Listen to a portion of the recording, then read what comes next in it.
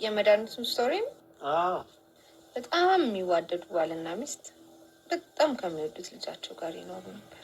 ታዲያ አንድ ቀን ባልየው ስራ ረፍዶበት ሊወጣ በር ላይ ደርሰው ዞር ሲል ጠረጴዛ ላይ የተከፈተ መድኃኒት ያህል ይህንን መድኃኒት አንሺ ልጁ እንዳያገኘው ሲላት ችግር የለም ምን ያነሳዋለሁ አንተ ረፍዶብሃል ሂድ ትለዋለች። ትረሳውና ልጁ መድኃኒቱን በልቶት ይሞታል። ወይኔ ጉዴ ባሌ ሲመጣ ገደለኝ አንሺው አደራ እያለኝ ያለች ስታለቅስ ሰው ሁሉ ካሁን መጥቶ ገደላት ብሎ ሲጠብቅ መጣና አቅፋት እያለቀሰ ሚስቴ ይሄ አንቺ ጥፋት ሳይሆን የኔ ጥፋት ነው። ተመልሼ መጥቼ መድኃኒቱን ማንሳት የነበረብኝ እኔ ነኝ። እናም ይቅር በይኝ አላት ይባላል። ስለዚህ ነገሮች ላይ ሁል ጊዜ ማሳበብ ሳይሆን አንተ ማድረግ ያለብህን ነገር አንተ ነው ማድረግ ያለብህ። አድርጉልኝ ያልካቸው ሰዎች ሳያደርጉልኝ ቢቀሩ ጥፋቱ ያንተ እንጂ የነሱ ስላልሆነ ይቅርታ ልታደርግላቸው ይገባል። ልክ ነሽ ሳምሪ።